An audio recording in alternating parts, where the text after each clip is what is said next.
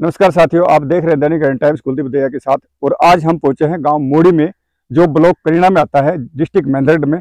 और यहाँ पे एक अनाथालय है जो शांतिकुंज अनाथालय आश्रम इस मोड़ी गांव के अंदर खुला हुआ है। और इसे कौन चलाता है, किस हिसाब से चलाता है, क्या क्या यहाँ पे व्यवस्थाएं हैं, वो सभी चीजें हम आपको दिखाएंगे अंदर जाके। और दिखाते हैं, अंदर चलते हैं, चलो आओ। तो साथियों, हम अंदर आ चुके हैं।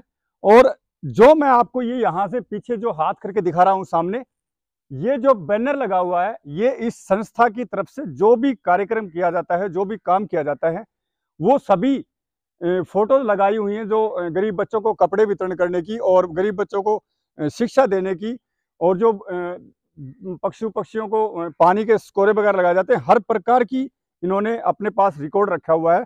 और इसी के साथ हम कुछ आगे दिखाना चाहेंगे आपको। जो सामने जो बिल्डिंग जो आपको नजर आ रही है, वो सामने रहने के लिए है। जितने भी यहाँ पे जो अनाथ बेसहारा जो बुजुर्ग या बच्चे जो भी आए हुए हैं, उन सभी की रहने की व्यवस्था बहुत ही अच्छे प्रकार से की हुई है। सामने का जो ये बिल्डिंग वाला जो पोर्शन आपको नजर आ रहा है साथियों, इस बिल्डिंग के अंदर वो पुरुष और रहते हैं जो बिल्कुल बेसहारा और अनाथ होते हैं, जिनका कोई सहारा नहीं होता, घर बार नहीं होता। सामने विश्राम गृह लिख रखा है, आपको नजर आ रहा होगा। और यहाँ पे दो बाबा बैठे हैं जो यहाँ पर रुके हुए हैं, जो काफी दिनों से। बाबा राम राम। बाबा क्या नाम है? रोहतास। रोहतास जी। हाँ जी। कहाँ से हो बाबा आप? जिला मेंढरगढ़। मेंढरगढ़। गाँव कौन सा आपका? खैराना। खैराना। अच्छा बाबा, कितने टाइम से आप यहाँ पे हो? मेरे को 7 महीना। 7 महीने। खाना और नहाना धोना सब टाइम पे होता है आपका? हाँ, बिल्कुल टाइम पे होता है। सब कुछ टाइम पे मिलता है? हाँ, टाइम पे मिलता है। कोई समस्या आपको? नहीं, कोई समस्या नहीं। तो साथियों, ये इनका कहना है रोहतास जी का कि यहाँ पे इन्हें कोई समस्या नहीं है, खाना पीना सभी चीज़ें इन्हें टाइम पे मिलती है। यहाँ पे इनकी रहने की व्यवस्था है। अगर महिलाएं यहाँ पे हैं तो महिलाओं की अलग से व्यवस्था की गई है। बिजली की, पानी की सभी व्यवस्था अच्छे प्रकार से की गई है। और इस साइड जो आपको मैं कक्ष दिखाता हूँ, जो साथियों नजर आ रहे हैं, वहाँ पे खाना बनाने के लिए रसोई घर बनाया हुआ है। सामने भोजनालय और ये शयन कक्ष और ये वाला शयन कक्ष, दोनों बिल्डिंगें अलग अलग तरीके से बनाई हुई हैं। और यहीं पे इनका समय अनुसार, समय के अनुसार खाना मिलता है, उचित समय पे खाना मिलता है। सामने रसोई घर, जो यहाँ पे खाना बना के इनको दिया जाता है और शेड्यूल के हिसाब से काम होता है, काफी दिनों से हो रहा है। और जो भी साथी इस अनाथालय के अंदर कुछ देना चाहें, गुप्त दान हो या खाने के लिए हो या कपड़ा हो, जो आपके परिवारों के अंदर काम नहीं आती, वो वस्तु किसी भी प्रकार से आप इस संस्था में दान कर सकते हैं, क्योंकि वो आपका एक पुण्य दान होगा। और इसी के साथ हम जैसी भी अपनी इच्छा अनुसार जो भी सहायता चाहे इस संस्था के अंदर दे सकते हैं। जो आपका दिया हुआ दान खराब नहीं जाएगा, किसी गरीब के काम आएगा। तो आपसे ये रिक्वेस्ट है हमारी कि ज़्यादा से ज़्यादा इस संस्था के अंदर दान दक्षिणा दे, ताकि आपके आशीर्वाद से इस संस्था के अंदर जो बेसहारा लोग रहते हैं उन्हें सहारा मिले और समय पे खाना मिले। तो साथियों, हम उस कमरे में पहुंचे हैं जिस कमरे में इस संस्था के जो यहाँ पे रहते हैं, जो बेसहारा, उनके लिए जो राशन चुग्गा जो उन्हें आप दान देते हैं। ये जो यहाँ पे गेहूं की जो कट्टे रखे हैं गेहूं के, ये किसी ने दान किया हुआ है, जो इन बेसहाराओं को खाना मिले और भरपेट ये भी आपकी तरह खा के सोएं। और जो इधर आपको नजर आ रहा है, ये गद्दे और ये सोड़ जो सर्दी में अभी काम आ रही है, 5 गद्दे 5 सोड़ किसी दानी ने इस संस्था में दान दी हैं कि ये सर्दी इनको न लगे। क्योंकि चलाने वाला जो सदस्य है वो कितना अपनी तरफ से करेगा, क्योंकि परिवार उसके पास भी है। तो जो दान देते हैं उनके माध्यम से इन बेसहाराओं को खाना, कपड़ा, जो भी कुछ मिलता है आप ही के सहारे से मिलता है। अभी इस संस्था के अंदर अभी जो 3 तारीख आएगी, उसको प्रोग्राम है यहाँ पे, जो कुछ बाहर से डॉक्टर आएंगे, जो पशुओं के बारे में भी कुछ बताएंगे और इसके अलावा कुछ स्कीमें बताएंगे, जो सभी क्षेत्रवासियों को उनका फायदा मिलेगा, लाभ मिलेगा। और उसके अंदर जो दान आएगा, जो उसके अंदर जो मान लो किसी भी सदस्य की तरफ से दिया हुआ कुछ भी जो आएगा, वो इन बेसहारा लोगों को काम आएगा। इसीलिए ये इस प्रकार का प्रोग्राम रखा है। और सभी साथियों से हमारा निवेदन है, क्षेत्रवासियों से और देशवासियों से, जितने भी सदस्य इस वीडियो को देख रहे हैं, वो सभी अपना समय निकाल के, कीमती समय और कुछ पल के लिए यहाँ पहुँचे, ताकि इस संस्था की उस हिस्से में आपका भी कुछ दान पुण्य हो जाए। अब साथियों, इस जो कमरे के अंदर हम आए हैं, ये कमरा जो बच्चे ब्लाइंड हैं, नेत्रहीन हैं, उन बच्चों के लिए है।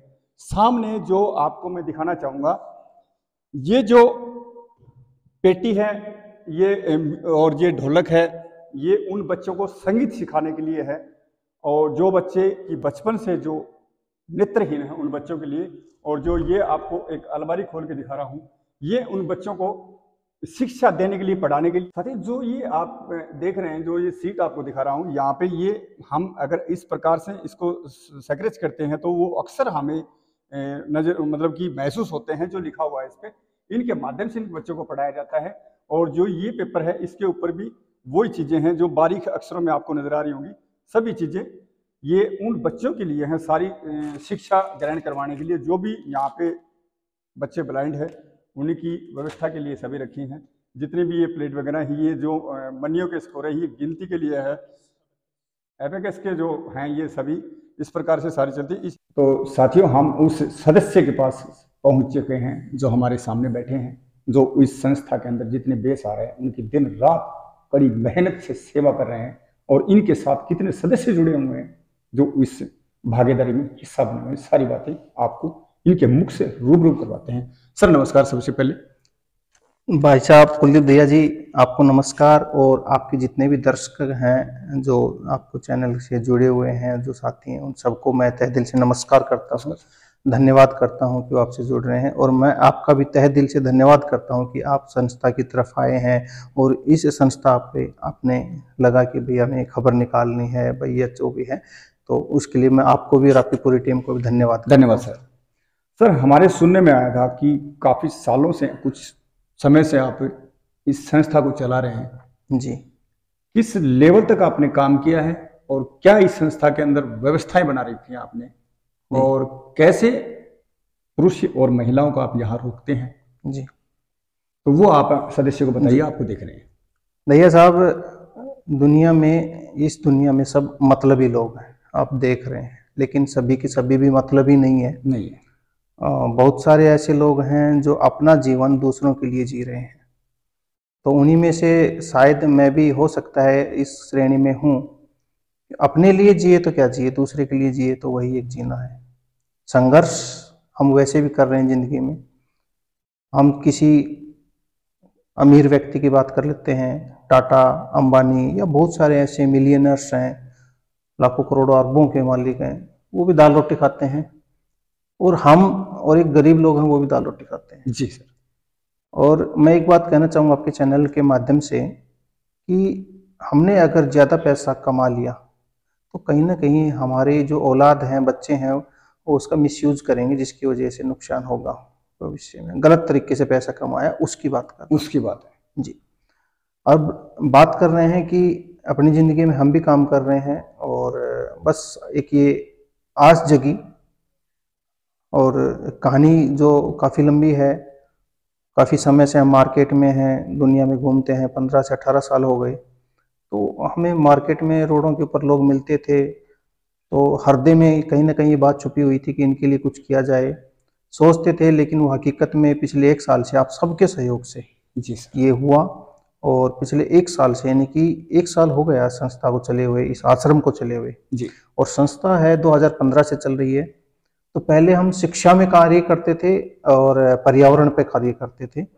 अब तीसरा जो हमारे सामने आ गया है कि भाई जो अनाथ लोग हैं, बेसहारा लोग हैं, जिनका अपना कोई नहीं है, जो रोडों पे घूमते हैं, तो उनके लिए कार्य कर लिए। तो अब ये संस्था ग्राम पंचायत मोड़ी के माध्यम से हमें ये जगह मिली है किराए पे, तो इसके ऊपर हम ये कार्य कर रहे हैं।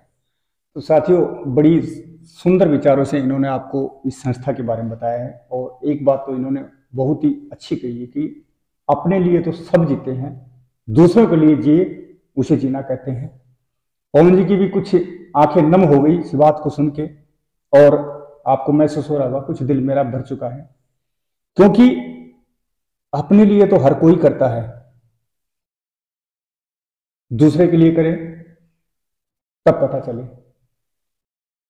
तो पवन जी, आपको सलाम है कि आपने ये बेड़ा उठाया है और उन बेसहारा को आप मेहनत करके और जो दानी है उनके दान के माध्यम से उन्हें समय पे आप भोजन दे रहे हैं। जी जी तो आप अति उत्तम कार्य कर रहे हैं जी। और आज मैं अपने आप को भी सौभाग्यशाली समझता हूँ जो इस संस्था के अंदर पहुंचा और आपसे मुलाकात हुई जी और जो यहाँ पे सदस्य रुके हुए उनसे मुलाकात हुई जी।